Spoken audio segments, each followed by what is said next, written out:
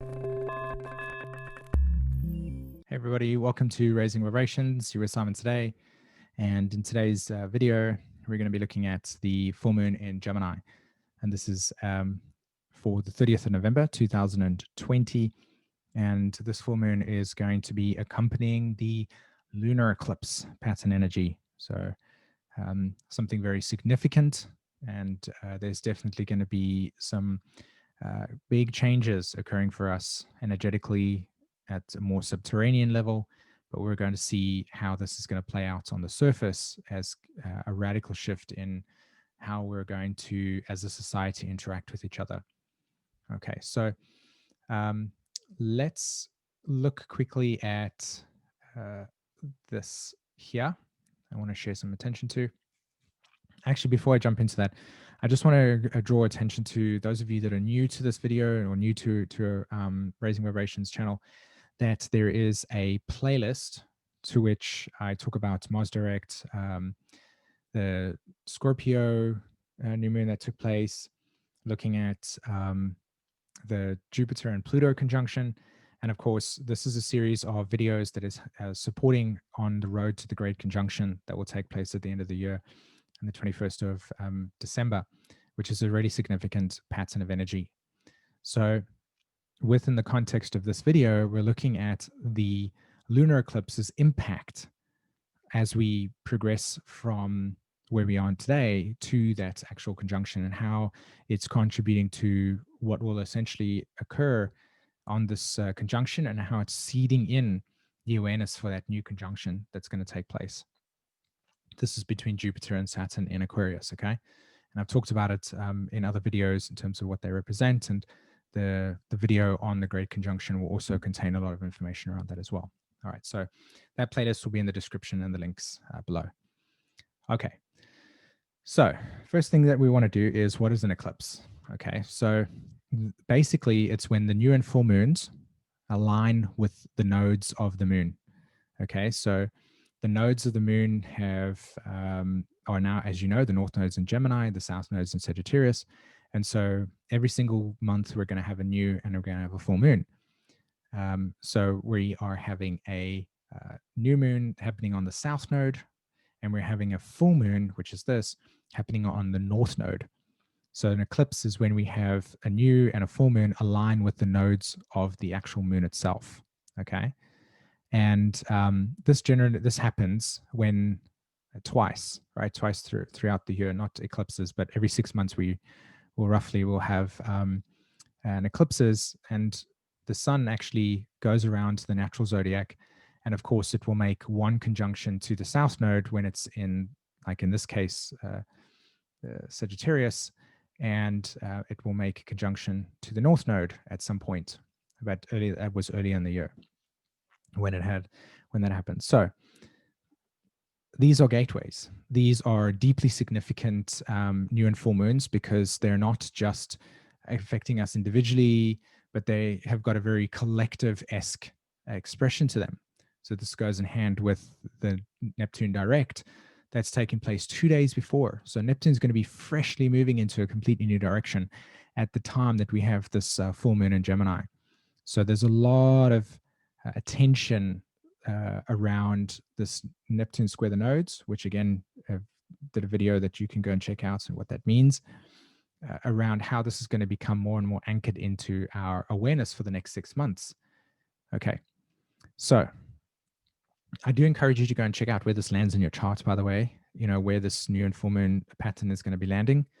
And the way that you do that is you look at where Sagittarius is, and you look where Gemini is, and you look at the house that's in, because that will give you a strong indication of very independent personal karma that's taking place for you. Okay. So what are the nodes, right? And how does just a kind of little graph over here to show you what happens when we have eclipses on the nodes. So the first thing is to see that this white line over here is the ecliptic, and what it represents is the Earth's movement around the sun, right? So the Earth moving around the sun like so, okay? So that has a trajectory. And then we have the moon that moves around the Earth, that is moving around the sun, like so, okay, as you can see. Now, when the moon crosses these 2 points, when the moon crosses the ecliptic, in other words, the plane to which the Earth is moving around the sun, it will create 2 abstract points in space. One of them is the south node, one of them is the north node. How do you determine it? And the way that you do this is like this. The moon's movement around the Earth is not flat like that in that sense. It's actually more of an angle like that. And so if you had to take the ecliptic like so, there's one where the moon will be moving beneath the ecliptic, and then there's one point in which it will be rising above the ecliptic. Do you see it? And so that's what it's represented here. Here it's rising, and there it's descending. So this would be the south node, and that would be the north node within the context of this drawing. So the nodes represent that, and they're very significant. I mean, the amount of things that take place in people's lives, including my own, it's just profound. You can go back to when you were having aspects to your nodes and see what was changing in your life. It's phenomenal. So when we have a solar eclipse, what's going to happen here in this case, let's say this is the north node in Gemini, and this is the south node over here in Sag. So when we're going to have the solar eclipse, that's that here, right? The solar eclipse is going to land on the south node, and the lunar eclipse is going to land over here, okay? Now, that represents energy that we are going to experience for the next roughly about 6 months. So it's very significant. This is a very significant pattern, new and full moon pattern. And of course, it coincides with what? It coincides with this relatively new phase pattern between Jupiter and Pluto. We know that. There's a video on that. Jupiter correlates to the ruler of the south node. So there's significance on how this nodal axis is speaking to directly to that transit, that aspect that's being made there. Okay. And then if you look at the ruler of the north node, it's Mercury sitting at 27 degrees. And firstly, it's making these sextiles to these planets. So we can immediately see that there's a kind of recurring pattern of deep transformation psychologically and emotionally for us as a society and for us individually. That's the first thing. And then the second thing we can see here is Mercury's relationship to the north node. So this north node Mercury significance, you can see there's a trine to Chiron in Aries. So there's something around this message of Mercury and it's trine to Chiron over there that again talks to our ability to heal, something around our communication, something around the way that we've been finding autonomy and freedom of speech being a big thing there. So that's also part of this energy. And if you notice, this is going to be eclipsed by the shadow, the dark, right? So this is where we're going to be focusing on in terms of developmental energy. Whereas in the north node, in the new moon in Sag, this is where we have illumination. Okay. And so this illumination is very much going to be around revelations. And we talk about that actually in the new moon energy with Sagittarius. This is a lot about revelations. And this energy is a lot about trying to find your voice in all of the multiple voices that will be present. So what do I mean by that? Well, with this energy here, I think I talked about it in the Great Conjunction video. But this is going to be felt like we're in a marketplace and everybody's sharing their truth. Everybody wants to say something. Everybody has something to say. Everybody has an opinion. And so it's very easy to find yourself sharing, but then the loudness of everybody else's voice just drowning out your own. Okay. It's like it just falls in deaf ears. There's nobody hearing that process. So it's a lot around the expression of things needing to come to the surface and it feeling like nobody's hearing or listening. Simultaneously, this energy also advocates for the progression of our ability to sync with people that are able to resonate with the language that you talk about, resonate with the way that you share reality and where you feel included or not. Okay. And this Mercury, pardon me, not Mercury, but Venus in Scorpio that quincunxes that moon over there. So it quincunxes the full moon. That speaks to a sense of sensitivity towards superficial communication that's very on the surface, that lacks the depth. That's the relationship between Gemini and Scorpio. Gemini is very much on the surface, it wants to gather information, but Scorpio is the one that says, why did you do that? How did you do that? What can we do about that? You know, Scorpio wants to say, how can we transform these experiences through asking very profoundly calibrated and exposing questions, right? So this dynamic will show up as a necessary need to begin adjusting, or not to begin adjusting, feeling the need to adjust your uh, actually, it's not about adjusting your language at all. It's about becoming more conscious of the value that you have within yourself, and then aligning your voice in accordance with those truths and those values, so that there can be, again, a synchronicity, a synthesis of like minds, because this is all about what is wanting to be seeded in when Jupiter and Saturn actually move into Aquarius, because this is about an entirely new construct of reality, an entirely new way of doing things. And we're in that transition point between the old and the new. And the old is still present in the sense that our psychological and emotional attachments to how we've wanted things to be, versus what's this new energy is actually going to progressively seed into our world. So you will see this tension between holding on to the past and the rules and the regulations, and how society and how we've defined ourselves in the space of that was once had meaning, this once seemed to be the right way, this once was the perception of truth that we used, or how we defined reality, as an example.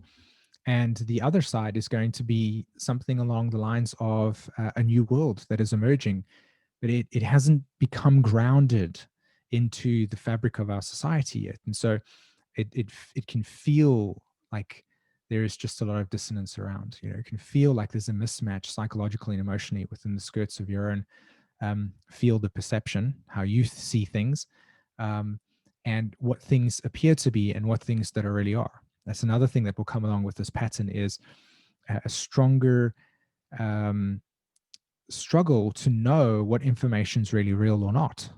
Again, that's the Neptune square the nodes here, particularly with this inconjunct between Scorpio and the North Node, is, wow, I'm feeling really uncertain about what this information is, and can I trust it, essentially? Can I value it? Is it something that contributes to my ability to make sense of things? So your ability to make sense of things will deeply be impacted by this transit. And so the encouragement here with this energy is to be mindful that there is an attunement going between your inner landscape and how you define, express, perceive the world, and the outside landscape and how it expresses and shows up and defines reality. And again, there's many subtle, nuanced ways that this could express itself, but generally speaking, very much around feeling lost in a market, trying to find your best friend, and trying to scream at the top of your lungs to say, "Hey, where are you? Hey!" And everybody's doing that, and so it almost drowns. The sounds just get drowned out, and it just looks like everybody in like a large gathering, feeling disorientated, because there's just so much disorientation within that context. But at the same time, that disorientation is forcing an inward adjustment that leads to, okay, this doesn't seem to be working. Coming back more into what is your message inside of yourself, what is your core truth, how do you perceive reality, define your reality. And it's a very intuitive navigation that this energy is about. And the imagery that keeps coming to mind when I think about this is in the third Matrix film, where Neo is blindfolded, right? His eyes are burnt when he has the fight with the dude that wants to go back into the Matrix, and he kind of betrays the people there, and his eyes get burnt. And so the only thing that he has available to him is his inner sensory perception, and that kind of intuitive guiding principle becomes more of the compass, essentially, to use to discern what's real and what's not real for him. And it also accesses his capacity to go beyond the physical, and how those definitions have created limitations in thinking, essentially. And so that's my extra added addition to how that syncs with this chart. It's like breaking out of the mold of definitions and liberating from mental patterns that are essentially no longer a part of the new. And again, this is all about encoding the seeds for what will eventually become the Jupiter Saturn conjunction, and how that will then be impregnated into the collective psyche. Okay. And so each one of us is holding an idea in ourselves. Each one of us is holding a sense of truth that we have worked with and tried to uncover and are excavating more. And so this is about an alignment of truth, alignment with the right people, alignment with the right fractions, and really becoming, and this is the point here, is like we'll come onto stage and we'll share something, and it's almost like we're auditioning in front of the judges, Jupiter, Saturn, Pluto, for whether or not our voice actually has any value, in that sense. And of course it does. It's just that we might have to go through a process of elimination between whether or not this is really worthy or not. So that's my interpretation of this chart. And so the value, I would say, in terms of taking away here is to not get too overly ramped up by the confusion and the disorientation, and let it be, just let it be that, yes, right now we are eclipsed by our capacity to formulate clarity, and let that confusion reside, so that it forces you inward to become aware of your own sense making, as opposed to the collective perception of truth through that lens. Okay. So I'm going to go over to something here and just talk a little bit about. So the energy held in this lunar eclipse may reveal the darker side of humanity's attachment to and security in their beliefs. Right? I'm right, you're wrong. This is how it should be. This is how it should be. I don't care about what you think. If you're not agreeing with me, you threaten my security. And so therefore, I'm going to try to convince you that this is the right truth, because really at the end of the day, it's more empowering to me to feel that I have an echo of my truth here, as opposed to stand in my own and hold that space, knowing that it might not be agreed by other people in that sense. So it's about acceptance of the diversity of different multiple perspectives, but without the added judgment that leads to the kind of rejection of another person's truth as it being lower than yourselves, or inferior in that way. So the moon in Gemini eclipsed may bring up strong feelings around not being heard or understood. That's the Mercury in conjunct energy, the Venus in conjunct there as well. As the insights from Neptune direct motion bring deeper connection to our core beliefs, we can, with this full moon, experience a deep dissonance regarding how the outer world reflects those truths. Again, that's the marketplace, and that causes that inner reflection. So Mercury's trine to both Chiron and Aries and Neptune and Pisces is the road to the inner and outer synthesis of truth. And this will become through the exposure and amplification of the diverse perspectives. So, we're all going to have opinions, we're going to have truths, we're all going to have things that we see over here. And it's about being able to be present in witnessing those without judgment, and the potential to learn from some things, as opposed to auto-correcting.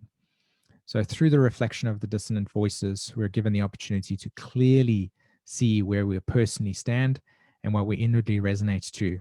And this sets in motion the process of finding resonance with those who hear and align with our core values. Okay.